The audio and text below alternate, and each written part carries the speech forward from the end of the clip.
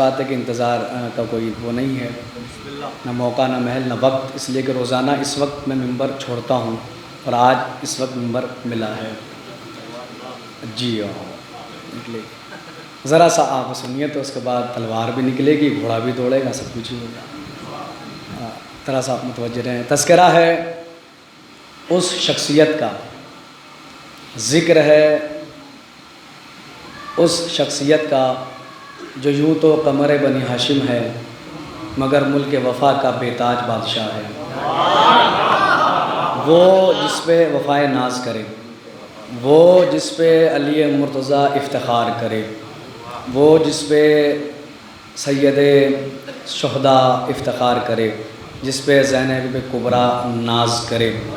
اب اس سے اچھا فقرہ میں کیا عرض کروں کہ سرکار وفا کی عظمت اور فضیلت میں یہ کہہ دینا میری حد تک کافی ہے کہ حسن و حسین جیسے معصوم بیٹوں کی موجودگی میں علی جس بیٹے کی تمنا کرے اسے عباس کہا جاتا ہے۔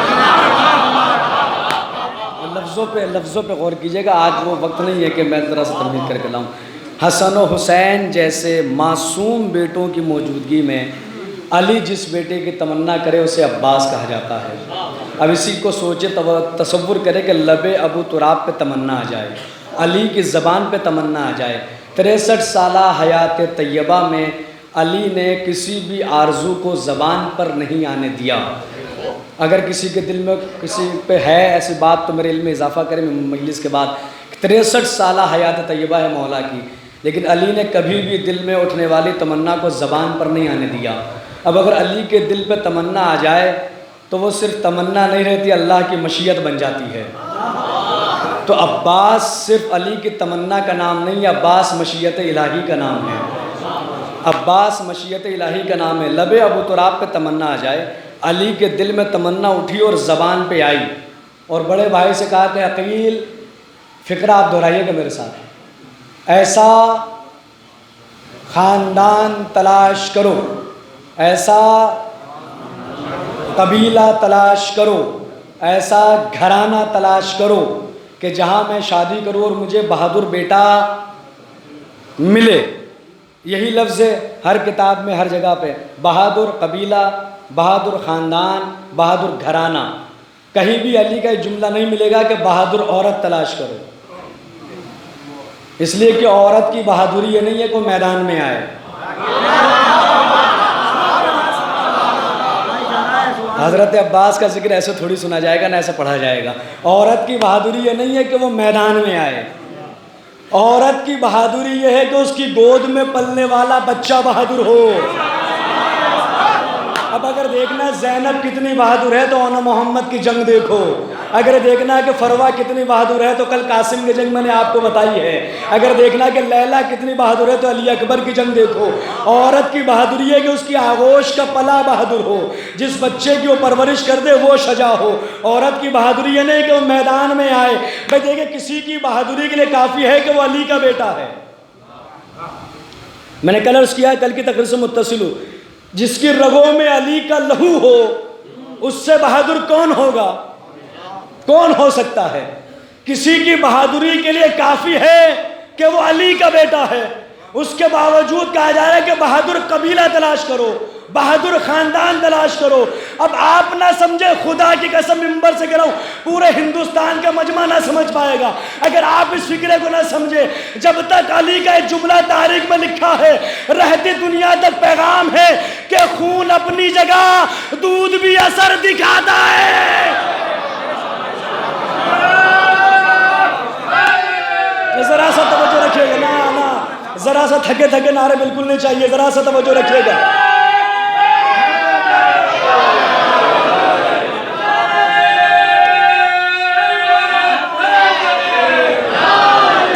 خون اپنی جگہ، دودھ بھی اثر دکھاتا ہے۔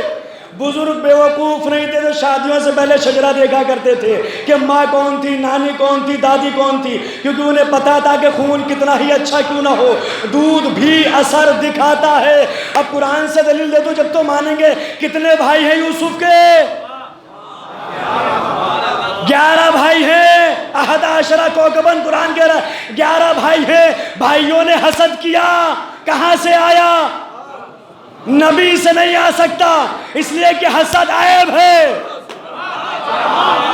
حسد رجس ہے، خون سے نہیں آ سکتا۔ تو پتا چلا یوسف کی ماں اور ہے، باقی بھائیوں کی ماں اور ہے۔ اب اس سے بڑا فکرہ کیا ہے؟ جنگ جمل ہے، محمد حنفیہ حملہ کرتے، اور حملہ ایسا تھا کہ لوگوں نے کہا جنیہ کا بیٹا ہے۔ محمد حنفیہ کے لگا جنیہ کا بیٹا ہے، جنیہ کے بیٹے نہیں تھے، خولہ بنت جعفر حنفیہ کے بیٹے ہیں۔ کتاب دیکھے گا دمت الثاقبہ، فہرست نکالیے گا، فہرست میں دیکھے گا خوش نصیب بیٹی، پوری ڈیٹیل دیکھ ڈالیے گا، آپ کو پتا چلے گا۔ ننیحال سے منسوب ہوئے تو محمد حنفیہ کہلائے، اس لیے کہ ماں خولہ بنت جعفر حنفیہ ہے۔ جمل میں حملہ کرتے ہیں، ایسا حملہ تھا کہ زرہ پھک رہی تھی، لوٹ کے آتے تھے تو مشک بھر بھر کے پانی ڈالا جاتا تھا، پھر جا کے حملہ کر رہے تھے، لیکن ایک حلقہ تھا ناکے کے گرد، اسے توڑ نہیں پا رہے تھے۔ حملہ کرتے تھے لیکن ناکے تک نہیں پہنچ پا رہے تھے۔ ایک بار علی نے کہا کون ہے جو ناکے کو پے کرے؟ کون ہے جو ناکے کو پے کرے؟ کون ہے جو ناکے کو پے کرے؟ گرد حلقہ بنا ہوا تھا، حملہ کر رہے تھے لیکن ناکے تک نہیں پہنچ رہے تھے۔ علی کہتے تھے کون ہے جو ناکے کو پے کرے؟ اب علی کے پہلو سے ایک نور چمکا، یا علی مبارک کو ناکہ پے ہو گیا۔ کہا ناکہ کس نے پے کیا؟ کہا حسن مجتبیٰ نے کیا۔ جب یہ سنا تو محمد ملول ہوئے، محمد رنجیدہ ہوئے، علی آگے بڑھے، محمد کے سینے پہ ہاتھ رکھ کے کہا محمد ملول نہ ہو، تو بھی میرا بیٹا ہے، حسن بھی میرا بیٹا ہے، لیکن حسن کی ماں فاطمہ زہرا۔ توجہ رکھیے گا ذرا سے، تمیز بنا دے آ جائے۔ خون اپنی جگہ، دودھ بھی اثر دکھاتا ہے۔ تو بھی میرا بیٹا ہے، حسن بھی میرا بیٹا ہے، لیکن اس کی ماں زہرا ہے، اپنے شیر کا اثر دکھایا ہے۔ تو پیغام یہی تو ملا کہ شادی کرو تو ان گھرانوں میں جو محبان اہل بیت کا گھرانہ ہے۔ اگر یہ چاہتے ہو کہ بچہ عزادار ہو تو عزادار گھرانوں میں شادی کرو، اگر یہ چاہتے ہو کہ بچہ علی علی کرے تو اسی گھرانوں میں شادی کرو جہاں علی علی ہوتا ہو۔ یہی تو پیغام مولا کائنات دے رہے ہیں۔ اچھا بڑے بھائی سے کہا کہ تم تلاش کرو، مولا کائنات چاہتے تو خود ڈھونڈ لیتے۔ علی سے زیادہ عرب کے شجروں سے کون واقف ہوگا؟ جس کی تلوار چلتی ہے تو نسلیں دیکھ کے چلتی ہو۔ وہ بڑے بھائی سے کیوں کہہ رہا ہے؟ 7 وجوہات علماء نے لکھی ہے، 1 یا 2 میں آپ کو بتاؤں گا، ساری نہیں بتاؤں گا، کچھ چھوڑ دیتے، ساری ایک تقریباً ساری باتیں نہیں آئیں گی۔ 7 وجوہات علماء نے لکھی ہے کہ علم لدنی کے مالک ہونے کے باوجود علی نے بڑے بھائی سے کیوں کہا کہ تم تلاش کرو۔ عقیل سے کہہ رہے کہ تم گھرانہ تلاش کرو، علی چاہتے تو خود تلاش کر لیتے۔ پہلی وجہ آپ نے سنی بھی ہے کہ عقیل کو پتا تھا، میرے طرف دیکھیے گا، عقیل کو پتا تھا کہ پورے عرب میں کون، کب اور کیسے پیدا ہوا۔ پھر دوہرا دیتا ہوں، پھر گھبرائیے مت، 8 دن ہو گئے، اپنے گھر کی بات ہے، پھر دوہرا دیتا ہوں۔ کون، کب اور کیسے پیدا ہوا۔ حاکم شام نے زمین قبضہ لی، عقیل پہنچے، حاکم شام تخت پہ پہلو میں یزید بیٹھا تھا، آنکھوں کی بینائی کمزور تھی۔ عقیل نے پوچھا تیرے پہلو میں کون بیٹھا ہے؟ تو کہنے لگا میرا بیٹا یزید بیٹھا ہے۔ اب جملہ سنیں گے، عقیل نے کہا اچھا وہ بیٹھا ہے کہ جب پیدا ہوا تھا تو 6 لوگ دعوے دار ہوئے تھے کہ میرا بیٹا میرا بیٹا میرا بیٹا میرا، 6 لوگ دعوے دار ہوئے۔ تو عقیل ماہر انصاف تھے، نصاب عرب تھے، عقیل کو پتا تھا کون، کب۔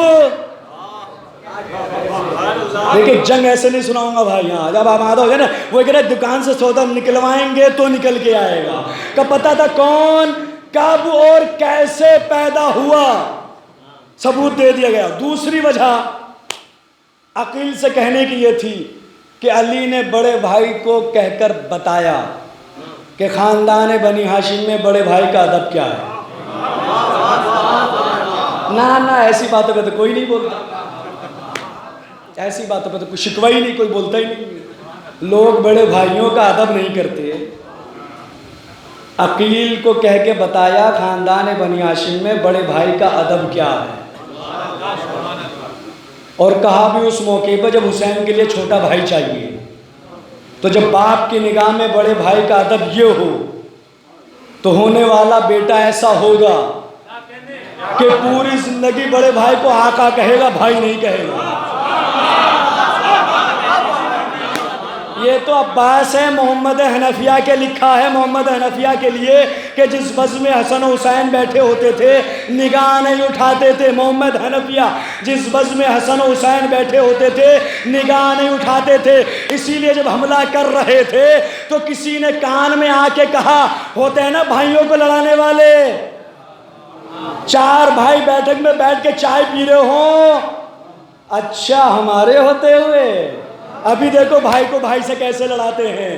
ہر دور میں ایسے ہوتے ہیں۔ تم جمل میں بھی ایک تھا جو دیکھ رہا تھا کہ حسن بھی پہلو میں بیٹھے، حسین بھی پہلو میں بیٹھے، محمد لڑ رہا ہے، تو محمد کے کان میں جا کے کہا یہ علی کو کیا ہو گیا، حسن و حسین کو پہلو میں بٹھا لیا، تمہیں لڑنے کے لیے بھیج دیا۔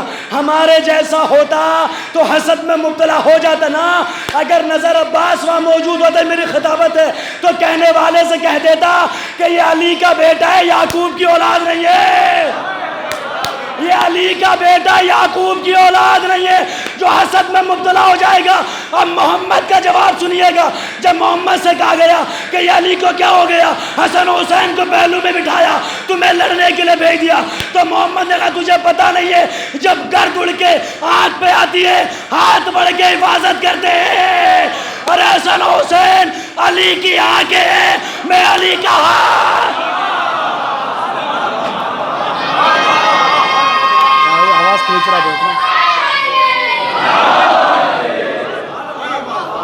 حسن و حسین علی کی آنکھیں ہیں، میں علی کا ہاتھ ہوں۔ تو کوئی ہمارے جیسا ہوتا تو حسد میں مبتلا ہو جاتا۔ کہا بھی اس موقع پہ جب بڑے حسین کے لیے چھوٹا بھائی چاہیے، تو جب باپ کی نگاہ میں اتنا ادب ہے بڑے بھائی کا، وہ چل رہا ہے نا آج کل۔ پھر پیغام ہے نوجوانوں آپ لوگوں کے لیے، وہ چل رہا ہے نا آج کل فیس بک یا رشتے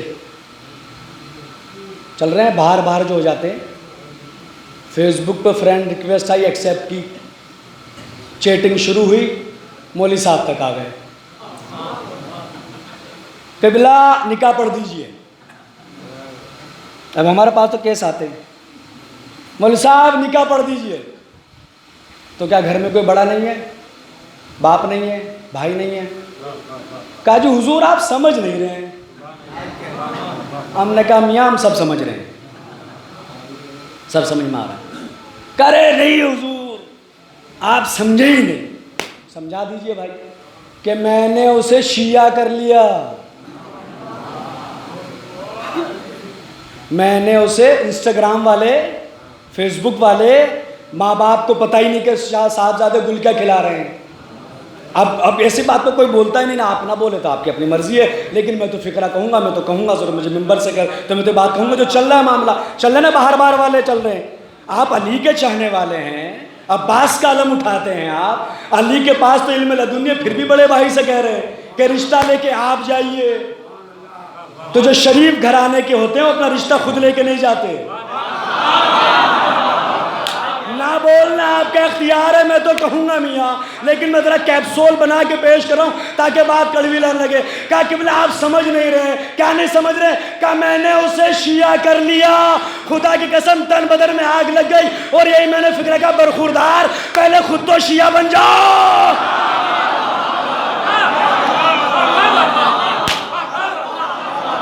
اگر تم شیعہ ہوتے تو باپ کو بھیجتے، بھائی کو بھیجتے، تو شریف گھرانے کے لڑکے لڑکیاں اپنا رشتہ خود لے کے نہیں جایا کرتے۔ یاد رکھنا یہ فیس بک یا رشتے زیادہ چلتے بھی نہیں ہیں۔ جس رشتے سے ماں باپ ناراض ہو،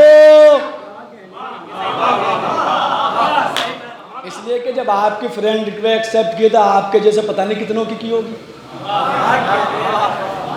آپ نے انسٹاگرام پہ دیکھا اور ہو گیا سب ٹھیک ہے۔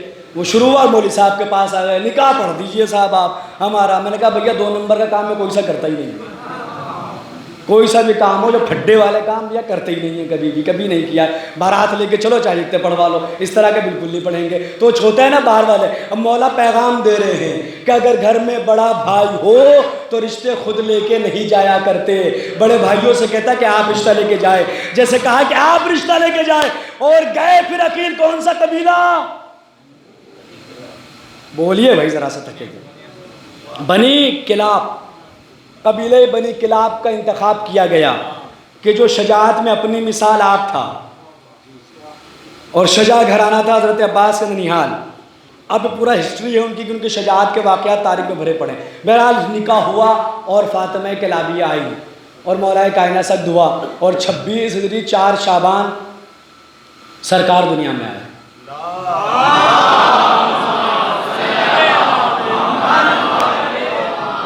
آمادہ ہے؟ میں نے آستین چڑھا لی تو آپ بھی تیار ہو جائیے. جی ہاں، اس کے بعد جی آپ بھی آمادہ ہو جائیے. تو اس کے بعد پھر آپ ذرا سا میں آپ کو ذہنوں کا اذان علیکم لے آیا اپنی طرف. میں نے متوجہ کر لیا بھائی آگے دنیا میں آئے. جب سے آئے حسین کی خدمت میں، خدمت حسین میں حاضر ہے. اور حاضری کی انتہا یہ ہو گئی کہ آج بھی حاضری ہے تو عباس کی ہے، کسی اور کی حاضری نہیں ہوتی، صرف عباس کی ہوتی. کیوں؟ اس لیے کہ خدمت حسین میں ہمیشہ حاضر رہے اور ایسے حاضر رہے کہ کبھی آنکھ اٹھا کے نہ دیکھا. جو کہہ دیا اس پہ عمل کیا. جرأت عباس کا قرآن. فکرہ ضائع نہ کیجئے، خدا کی قسم فکرہ ضائع نہ کیجئے گا آخری بندے تک. اگر پہنچ جائے تو جواب دے دیجئے گا، ہاتھ اٹھا کے گردن ہلا کے سر ہلا کے. جرأت عباس کا قرآن احترام حسین میں جزدان سے باہر آیا ہی نہیں. عباس حسین کے سامنے ایسے خاموش رہے جیسے علی کے سامنے قرآن خاموش رہا. لیکن خاموش رہنے کا مطلب یہ نہیں کہ عالم نہیں تھے، خاموش رہنے کا مطلب یہ نہیں کہ علم نہیں تھا. لکھا ذیشان جوادی نے قمر بنی ہاشم میں کہ ایک عالم نے بیان کیا کہ عباس شجاع تو تھے، بہادر تو تھے، لیکن عالم نہیں تھے، علم نہیں تھا. قمر بنی ہاشم علامہ ذیشان جوادی خواب میں سرکار وفا آئے اور اس سے کہا کہ بھئی تو عالم ہے؟ انہوں نے کہا جو لوگ تو یہی کہتے ہیں. تو بھئی تجھے علم کہاں سے ملا؟ تو کہتا ہے کہ باب مدینۃ العلم سے ملا، علی سے ملا. اس لیے کہ علی نے کہا کہ رسول مجھے ایک باب بتاتے تھے اور میں ایک باب سے 1000 باب کھولتا تھا، تو علی سے ملا. تو عباس نے کہا کہ اتنے واسطوں سے ہوتا ہوا میرے بابا کا علم تجھ تک پہنچا اور مجھ تک نہیں پہنچا. مجھ براہ راست مجھ تک نہیں پہنچا، تجھ تک پہنچا لیکن مجھ تک نہیں پہنچا. تھے نا عالم. اور علم کی دلیل خانہ کعبہ پہ کی چھت پہ خطبہ حضرت عباس نے جو دیا ہے، وہ خطبہ تو آپ سنتے رہتے ہیں، وہ خطبہ جو حضرت عباس نے خانہ کعبہ کی چھت پہ جا کر دیا تھا. اور اس میں بھی پہلے ہی فقرے کے اندر بڑے بھائی کا ادب بتایا. ایک فقرہ میں آپ کو سنا دیتا ہوں، پورا خطبہ تو خطبے تو نکلوائے جاتے ہیں، آج نہیں نکلنے والا ہے. پہلا ہی خطبہ کا ایک فقرہ صرف میں آپ کو سنا دیتا ہوں. جب گئے تو پہلا فقرہ کیا کہا، اس لیے کہ موضوع سے ریلیٹڈ ہے. بڑے بھائی کا ادب بتایا. پہلے ہی خطبے میں کیا کہا، الحمدللہ الذی شرف ھذا بے قدوم ابی ہے. تمام تعریف اس اللہ کے لیے جس نے اس کعبے کو، اپنے گھر کو حسین کے باپ کے قدموں کے ذریعے شرف بخشا. کیا صرف علی حسین کے بابا ہیں، عباس کے باپ نہیں ہیں؟ جو عباس ابن علی، حسین ابن علی، بابا تو علی حسین کے بھی ہیں، عباس کے بھی ہیں. لیکن عباس نے بتایا کہ اگر بزم میں بڑا بھائی موجود ہو تو اپنا ذکر نہیں ہوتا، بڑے بھائی کا ذکر ہوتا ہے.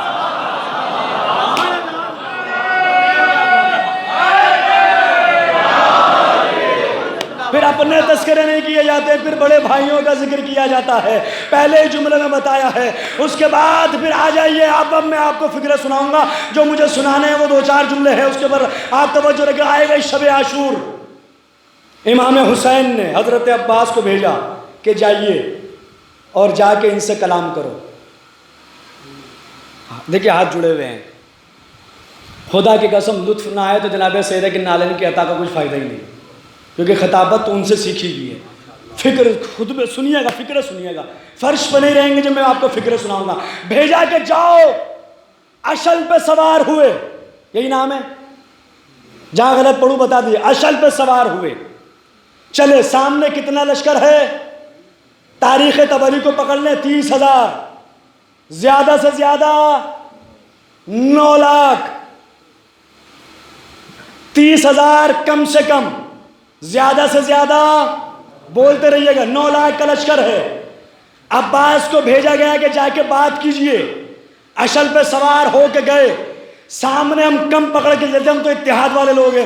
30,000 کا لشکر سامنے ہے. عباس گئے. پہلا فقرہ حضرت عباس نے کہا, اگر یہ فقرہ سنا آپ نے تو پھر میں 2-3 فقرہ اور سناؤں گا. خدا کی قسم فرش پہ رہیں گے جب سنیں گے آپ.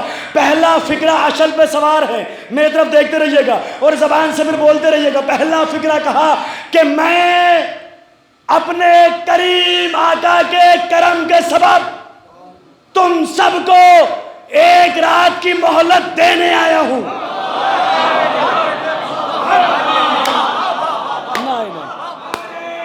نا نکلوا لیجئے کہ میں 1 رات کی مہلت دینے آیا ہوں.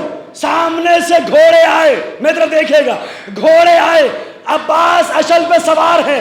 یزیدی فوج کے گھوڑے اتنے قریب آئے کہ اشل کے منہ سے منہ مل گیا, عباس کے گھوڑے سے منہ سے منہ ملا. اس کے بعد حضرت عباس کو کہا گیا, اے عباس ہماری تعداد نہیں دیکھ رہے, تو اکیلا ہے, ہم ہزاروں ہیں. اگر ہم چاہیں تجھے زندہ واپس نہ جانے دے, اگر ہم چاہیں تجھے زندہ واپس نہ جانے دے.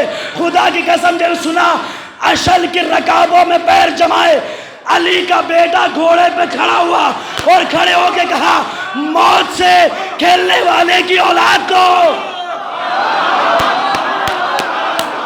نا. فکرہ سنیے گا خدا کی قسم. کیا کہا عباس, ہم ہزاروں تو اکیلا, اگر ہم چاہیں تو زندہ نہ جانے دے. اشل پہ کھڑے ہوئے, موت سے کھیلنے والے کی اولاد کو موت کی دھمکی. میں علی کا بیٹا ہوں, تم سب کو مارنے کے لیے مجھے صرف جنازے کی نیت کرنا.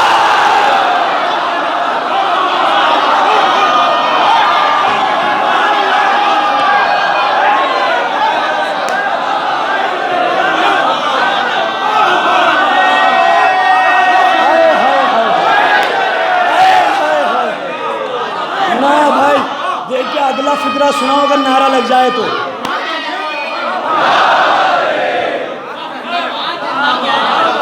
بھائی جان نعرہ ایسا لگا کہ اگلا فقرہ سناؤں میں آپ کو, ایسا لگا کہ اگلا فقرہ سنا دوں میں آپ کو.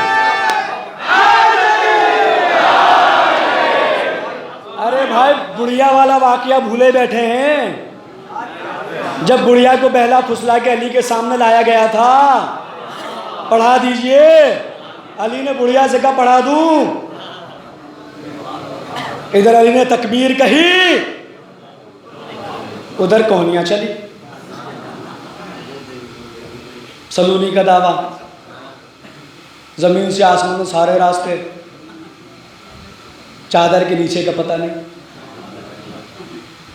بڑھیا سے کہا, بڑھیا نے کہا لال اٹھ. اب لال ہو تو اٹھے,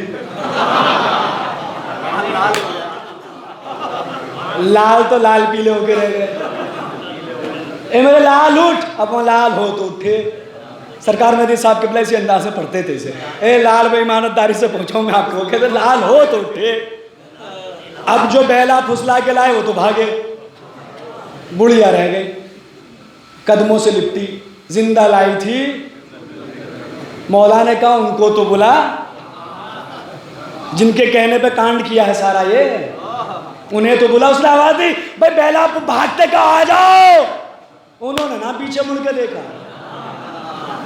انہوں نے نہ مڑ کے پیچھے. پھر کسی خطیب کا فقرہ, نام مجھے یاد نہیں کس خطیب سے میں نے سنا, لیکن کسی خطیب نے یہی کہا کہ بڑھیا بلا رہی تھی کہ آؤ آ جاؤ, کوئی کسی نے پیچھے مڑ کے نہیں دیکھا. تو علی سے قدموں کے لپٹ کے کہنے لگی, یا علی جو نبی کے بلانے پہ نہ آئے,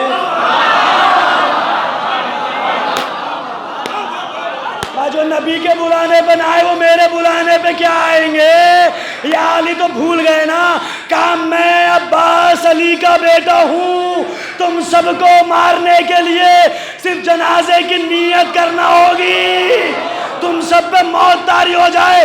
اگلا فکر عبداللہ پور کھڑے ہو کے بھی داد دے پوری رات، تو داد تھوڑی ہے۔ عباس نے کہا اگر میں کھڑا ہو جاؤں تعجب نہ کرنا، کہا کہ تمہیں مارنے کے لیے جنازے کی نیت کافی ہے، لیکن میں کیا کروں، تمہارے دلوں میں میرے بابا کا بغض ہے، تمہارا جنازہ پڑھنا عباس پہ حرام۔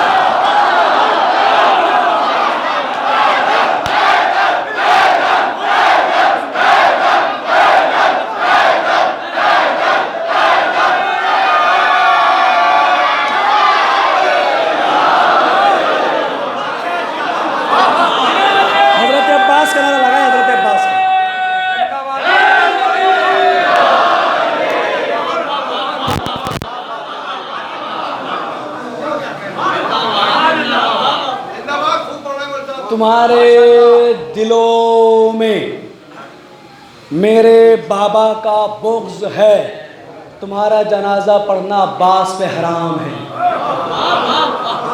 اس کے بعد آئے، خنجر نکالا، نقشہ بنایا، علی اکبر کو بلایا، کہا بیٹا ایک طرف سے تم، ایک طرف سے میں۔ تو جو صحابہ تھے انہوں نے کہا کہ سرکار ہم لوگ، کیا جملہ کہا تم تو عباس کی جنگ دیکھنا۔ اے ہائے اوئے ہوئے، مولا خدا کی قسم، جس نے سبحان اللہ کہا دل سے اسے سلام ہو بھائی۔ کہا تم تو دیکھنا کہ شبیہ پیغمبر اور شبیہ حیدر کیسے لڑتے ہیں، تم تو دیکھنا، خالی دیکھ۔ یہی جملہ کا مقاتل میں یہ ذکر العباس یہی ہے کہ وہ خنجر سے نقشہ بنایا، ذکر العباس نجم حسن قرار بھی یہی ہے، کہا کہ تم تو خالی دیکھنا کہ ایک پیغمبر کی شبیہ ہے، ایک حیدر کی شبیہ ہے، کیسے لڑتے ہیں، تم تو خالی دیکھنا بس۔ یہ نقشہ بنایا۔ اچھا فوج کے کمانڈر ہے تو جنگ کی حکمت عملی کون تیار کرے گا؟ جو فوج کا کمانڈر ہوگا، اسی کی ذمہ داری ہوتی ہے۔ تو اس کا مطلب اب جو کربلا کی جنگ ہوگی تو نقشہ کون بنائے گا؟ محمد عباس بنائیں گے۔ احسن، سلامت رہے، آباد و شاد۔ یہی ہوا۔ روز عاشور جب آیا تو صبح میں 1000 تیر انداز لشکر یزید کے وہ سامنے سب بستہ ہوئے اور سب نے کمانوں میں تیروں کو جوڑا۔ میر انیس نے اس کو بھی نظم کیا ہے کہ وہ اتنے تیر چلے تھے کہ زمین پہ سایہ ہو گیا تھا۔ یہ ہے وہی حملہ میں آپ کو سنا رہا ہوں۔ حضرت عباس نے جب دیکھا تو کمانڈر ہے، 35 جوانوں کو بلایا اور خیمہ گاہ کے باہر آئے۔ ایک تو ہوتا ہے خیمہ، ایک ہوتی ہے خیمہ گاہ۔ جو کہ پورے گئے وہاں پہ دیکھا ہوگا آپ نے کہ وہ قنات بنا کے ایسے چاروں طرف سے کورڈ کر کے اور ایک دروازہ لگا دیا جاتا ہے، وہ ہوتی ہے خیمہ گاہ۔ پھر اندر داخل ہوں گے تو چھوٹے چھوٹے خیمے بنے ہوتے ہیں، بی بی زینب کا، ام کلثوم کا، حضرت قاسم کا، یہ ہوتے ہیں خیمے، اسے کہا جاتا ہے خیمہ گاہ۔ 35 جوانوں کو خیمہ گاہ کے باہر لائے اور ہر ایک کے ہاتھ میں ڈھال دی اور تلوار، اور اس انداز سے ان سب کو خیمہ گاہ کے باہر کھڑا کیا گیا۔ ایک ہاتھ میں ڈھال ہے، ایک میں تلوار۔ کیا مطلب؟ ڈھال سے روکنا بھی ہے اور تلوار سے وار کو کاٹنا بھی ہے۔ 1000 تیر ایک ساتھ چلے، زمین کربلا پہ سایہ ہو گیا، یہ روایت میں ہے، لیکن وہ 35 جوانوں نے وار کو ناکام کیا۔ 1-2 تیر تھے جو خیمہ گاہ کے اندر گئے، باقی کوئی تیر خیمہ گاہ کے اندر نہ جا سکا۔ یہ حکمت عملی تھی حضرت عباس کی۔ جب یہ حملہ ناکام ہوا تو پھر کسی کی ہمت نہ ہوئی کہ دوبارہ حملہ کرتا، لیکن دیکھا 2 بھائی ہیں خیمہ گاہ کے دروازے پہ، عباس اور حسین۔ ایسے میں ایک ظالم نے تیر چلایا جو امام حسین کی ہسری پہ لگا۔ جیسے لگا اب عباس اشل پہ سوار ہوئے، تلوار کو بے نیام کیا اور چلے۔ جیسے عباس کو آتا ہوا دیکھا تو عمر سعد کا لشکر بھاگا۔ ابھی حملہ ہی نہیں کیا ہے، کیوں بھاگا؟ اس لیے کہ آپس میں کہہ رہے تھے یہ وہی ہے جس نے 11 سال کی عمر میں لشکر شام سے علی علی کروا لی۔ بھائی اگر سنے تو پھر میں آپ کو سناؤں۔ آپس میں جنگ صفین سب کو یاد تھی، کہا یہ وہی ہے جو آ رہا ہے جس نے 11 سال کی عمر میں لشکر شام سے علی علی کروا لی، اب یہ 34 سال کا ہے، اگر گردنیں بچانی ہے تو بھاگو۔ عباس اپنے گھوڑے پہ اکیلے بیٹھے، تلوار رکھی ہے، اور کہتے ہیں کہ عباس کی موجودگی میں حسین پہ حملہ، اب آؤ مقابلے پر۔ تو مارد یمنی کہتا ہے کہ بے وقوف ہے عمر صاحب جو ایک نوجوان سے فوج کٹوا رہا ہے، بھیجے کسی کو جو جائے اسے کام تمام کر دے۔ عمر صاحب کو جب پتہ چلا تو اس نے خیمے میں آدمی بھیجا، تو گاؤ تکیے سے ٹیک لگا کے بیٹھا تھا، اور وہ فروٹس کی ٹوکریاں رکھی تھی، تھا بہت موٹا، بھاری تھا، مارد یمنی بھاری تھا بہت، بیٹھا تھا۔ تو اس نے آ کے کہا کہ بھائی چلو تمہاری باری آ گئی۔ تو کہتا کہ عمر سعد کو بھیجو، مجھے نہیں جانا، عمر سعد کو بھیجو۔ عمر سعد خود خیمے میں آیا، کمانڈر ہے ادھر فوج کا، دو آ کے کہا کہ بھائی تجھے کھانے کے لیے تھوڑی بلایا ہے، لڑنے کے لیے بلایا تو چل۔ تو عمر سعد سے کہتا تو نے بڑی توقیر کی ہماری، بڑی عزت کی ہماری، ایک 34 سال کے جوان کا مقابلے پہ لڑنے کے لیے جاؤں میں۔ تو اب آپ محاورہ سنتے ہیں، وہ محاورہ سنا دوں میں آپ کو۔ عمر سعد نے کہا کہ جو بولے وہی کھولے، کوئی جانے کو تیار نہیں، تو بولا ہے تو چل۔ اچھا کوئی نہیں جا رہا، کیا کریں؟ اب یہ کھڑا ہوا، اسے ایک اسپیشل گھوڑا لا کے دیا گیا جس کا نام تھا تاویہ، یاد رکھیے گا، کہ اس پہ بیٹھ کے تو عباس کے مقابلے پہ جا۔ یہ گھوڑے پہ بیٹھا، جنگ کا لباس پہنا، حضرت عباس اطمینان سے اشعل پہ بیٹھے، مبارک طلبیہ کو آؤ مقابلے پر۔ مارد یمنی نکل کے آیا، عباس کے قریب آ کے کہتا کہ جوان واپس چلا جا، فقرہ کہہ دوں؟ حضرت عباس نے کہا اگر بابا گئے ہوتے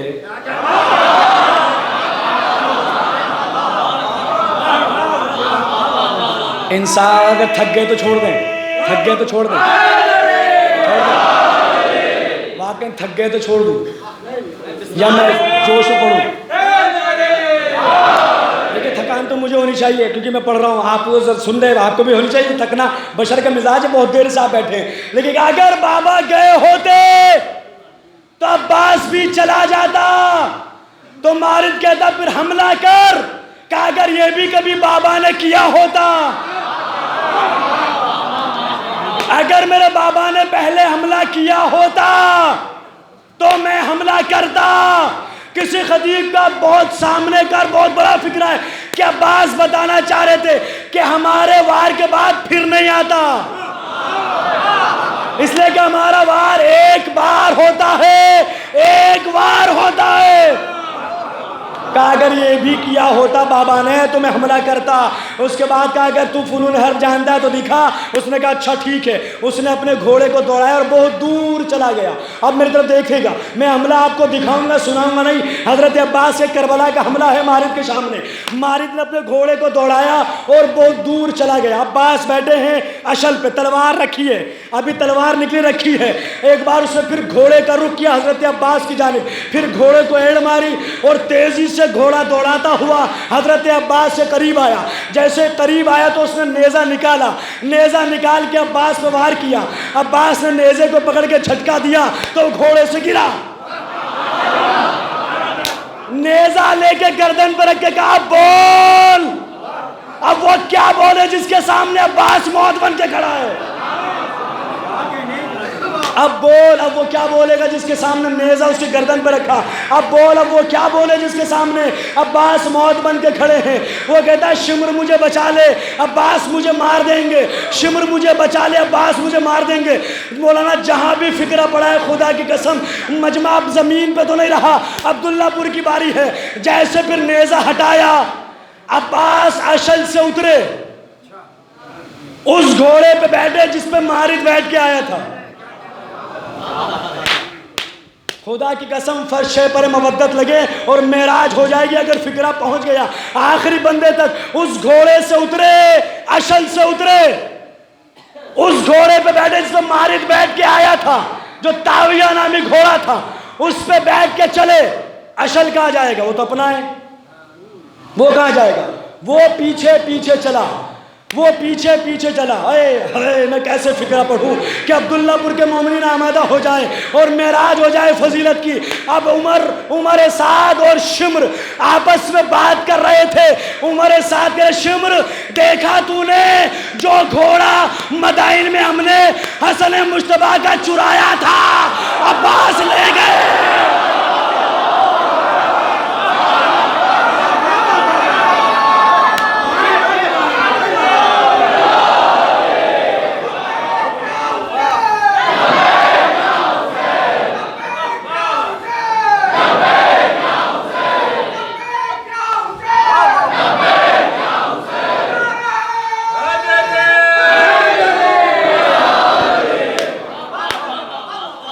حسن مجتبیٰ کا ہم نے چرایا تھا، عباس لے کے چلے گئے. اب تک جو بندہ خاموش نہ بھائی، اگلا فکرہ میری خطابت ہے، آپ کی مرضی ہے، خطابت میری ہے.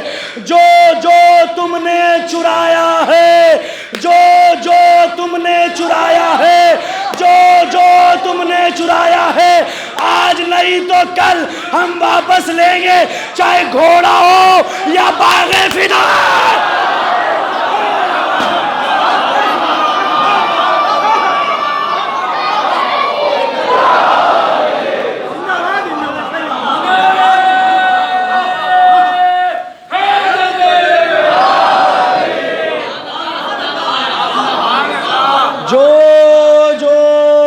امام جب آئیں گے لشکر علمدار کون ہوگا؟ کون ہوگا؟ حضرت عباس، انہی کی نسل سے. تو پھر لیں گے نا، جو چرایا ہے سب لیا جائے گا. گھوڑا تھا لے گئے. مولا حسین سے کہا مولا اس گھوڑے کو پہچانا؟ امام آگے بڑھے، گھوڑے کی پیشانی کو بہت سا دے، ہاں یہ میرے بھائی کی نشانی ہے. چور چرا کے لے گئے، عباس واپس لے آئے. اس کے بعد گئے، مالک کا کام تمام آپ کر کے آئے. سب نے شعر پڑھا، میں بھی پڑھ دوں اگر اجازت ہے آپ کی؟ مجھے بہت پسند ہے. نہ رہنے دیجیے، کوئی بات نہیں. صلوات پر محمد سنا دیتا ہوں. اب دیکھیے وہ قبلہ نے جو بات کی بالکل صحیح ہے کہ پرانی چیز دمدار ہوتی ہے. آپ دیکھ لیجیے جو پرانے بزرگ ہیں ہمارے، دیسی گھی پینے والے، اب ان کا مقابلہ گٹکا کھانے والا لڑکا کر ہی نہیں سکتا، سگریٹ پینے والا لڑکا کر ہی نہیں پائے گا، کبھی نہیں کر پائے. کیوں؟ اس لیے کہ پرانی چیز تو دمدار ہوتی ہے. تو اشعار بھی مجھے میر انیس کے مرثیے اور ہیں، آج کے اور ہیں. جو پرانی چیز تو پرانی ہوتی ہے، دمدار ہوتی ہے. تو شعر بھی پرانے ہیں، لیکن میں آپ کو سناؤں، مجھے بہت پسند ہے. حضرت عباس کا ذکر ہے تو جہاں ہوتا ہے میں پڑھتا ہوں ضرور ہوں. اس کی وجہ ہے کہ آپ بھی شاعر ہیں، مولا آپ سب کو سلامت و آباد و شاد رکھے. شعراء نے دریا کی برائی بہت کی ہے. ایسا وہ تماچا مار دیا، ٹیڑھا میڑا بہ رہا ہے، ایسا تماچا مارا کہ رخسار نیلا ہو گیا، وغیرہ وغیرہ. آپ نے شعراء کو سنا ہے. اب میرا ماننا یہ ہے کہ مادیات کربلا میں حکم امام کے پابند تھے. ان کی کیا خطا؟ اگر حضرت عباس اشارہ کرتے تو فرات خیمے میں آ جاتی. اس سے میرا عقیدہ آگے کا ہے. اگر بی بی سکینہ اشارہ کر دے تو فرات رستہ چھوڑ کے خیمے میں آ جائے. جس کا عقیدہ وہ تائید کرے، جس کا نہیں ہے اس کی اپنی مرضی ہے. میرا اپنا عقیدہ تو یہی ہے کہ حسین کی بیٹی ہے نا، اگر اشارہ کر دے فرات کو تو خیمے میں آ جائے.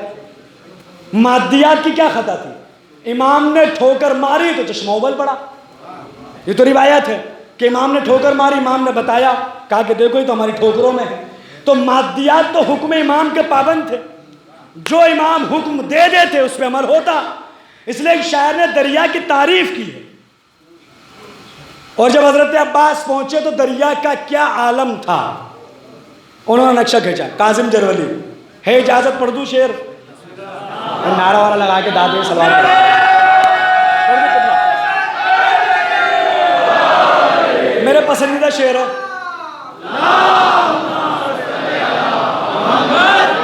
ایک بار سارے مل کے، جو بوڑھا جوان بن کے، جوان نوجوان بن کے، سلمان مزاج بن کے سارے بول دے نعرہ حیدری. چلیے تب میں آپ کو سنا دیتا ہوں. چلیے ٹھیک ہے. کاظم جرولی. اب یاد رکھے گا کہ لہجہ کبھی محتاج زمانہ نہیں ہوتا. جو شعر ہو اچھا وہ پرانا نہیں ہوتا. اب سنیے آپ. کاظم جرولی نے کہا کہ قرآن وفاؤں کا سنانے لگا دریا. جب حضرت عباس دریا پہ پہنچے، کاظم جرولی قرآن وفاؤں کا سنانے لگا دریا، سوئی موجوں کو جگانے لگا دریا، اٹھ اٹھ کے وضو کرنے لگی نہر کی موجیں، کرنوں پہ مسلح کو بچھانے لگا دریا۔ شہزادہ کوثر نے قدم نہر پہ رکھے، تعظیم سے سر اپنا جھکانے لگا دریا۔ تطہیر کی آیت تو کبھی سورہ کوثر، عباس کو پڑھ پڑھ کے سنانے لگا دریا۔ ایسے شعر سنے تو روک دیتا ہوں، میں روک دیتا ہوں۔ قرآن وفاؤں کا سنانے لگا دریا، سوئی موجوں کو جگانے لگا دریا۔ شہزادہ کوثر نے قدم نہر پہ رکھے، تعظیم سے سر اپنا جھکانے لگا دریا۔ اٹھ اٹھ کے وضو کرنے لگی نہر کی موجیں، کرنوں پہ مسلح کو بچھانے لگا دریا، کرنوں پہ مسلح کو بچھانے لگا دریا۔ تطہیر کی آیت تو کبھی سورہ کوثر، عباس کو پڑھ پڑھ کے سنانے لگا دریا۔ کھل کھل کے پھریرے سے برسنے لگے بادل، کھل کھل کے پھریرے سے برسنے لگے بادل، عباس کے جلووں میں نہانے لگا دریا۔ شعر سنیے گا، خدا کی قسم شعر سنیے گا، آخری بندے تک نہ بولے تو پھر کیا شاعری ہو، تو شعر سنیے گا خدا کی قسم۔ کھل کھل کے پھریرے سے برسنے لگے بادل، عباس کے جلووں میں نہانے لگا دریا۔ رکھ دی کف عباس پہ موجوں نے زبانیں، پیاسا تھا بہت پیاس بجھانے لگا دریا۔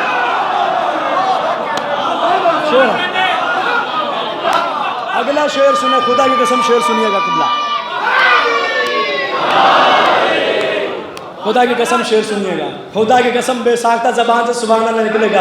کیا ہیبت و جلالت ہے حضرت عباس کی، اس سے بڑی ہیبت کوئی کیا بیان کرے گا، اس سے بڑی جلالت کوئی کیا بیان کر سکتا ہے۔ مجھے میرا سب سے پسند ہے، پورا کلام پسند ہے، لیکن یہ شعر مجھے بہت پسند ہے۔ اب تک میری اور آپ کی پسند ملتی آئی ہے، دیکھتے ہیں شعر پہ پسند ملتی ہے نہیں ملتی ہے۔ اگر ایک ساتھ ہو جائے، ایک ساتھ بول جائیے، میں سمجھوں گا میری اور آپ کی پسند ایک ہے۔ شعر سن، کھل کھل کے پھریرے سے برسنے لگے بادل، عباس کے جلووں میں نہانے لگا دریا۔ رکھ دی کف عباس پہ موجوں نے زبانیں، پیاسا تھا بہت پیاس بجھانے لگا دریا۔ نظریں جو ملی شیر کی خوبار نظر سے، نظریں جو ملی شیر کی خوبار نظر سے، گھبرا کے اٹھا مشق میں آنے لگا۔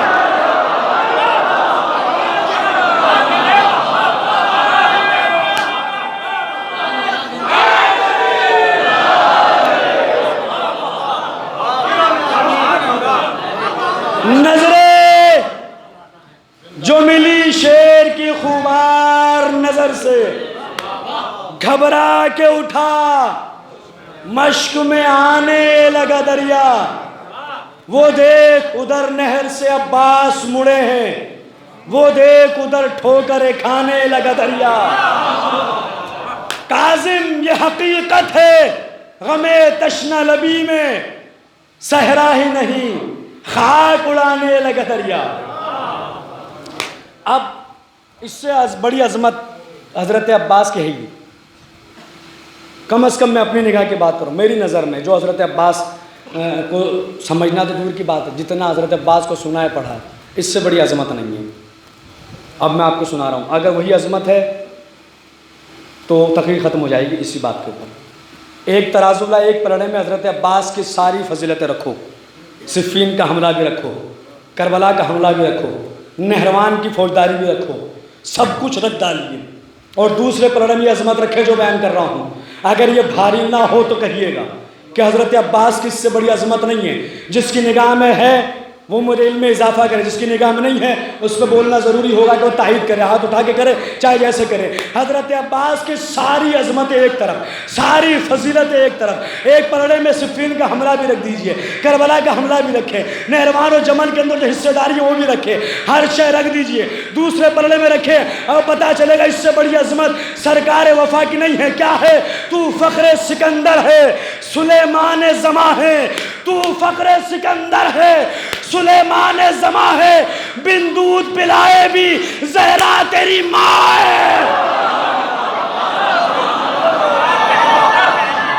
آئے ہائے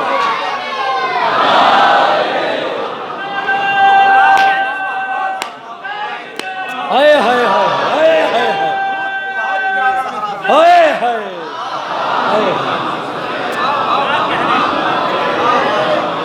یہ وہ باتیں ہوتی ہیں جن پہ لطف لیا جاتا ہے، لطف۔ تو فخر سکندر ہے، سکندر نہیں، فخر سکندر، سلیمان زماں ہے، بن دودھ پلائے بھی زہرا تیری ماں ہے۔ ارے جسے زہرا ماں کہہ دے اس سے بڑی عظمت کیا ہوگی؟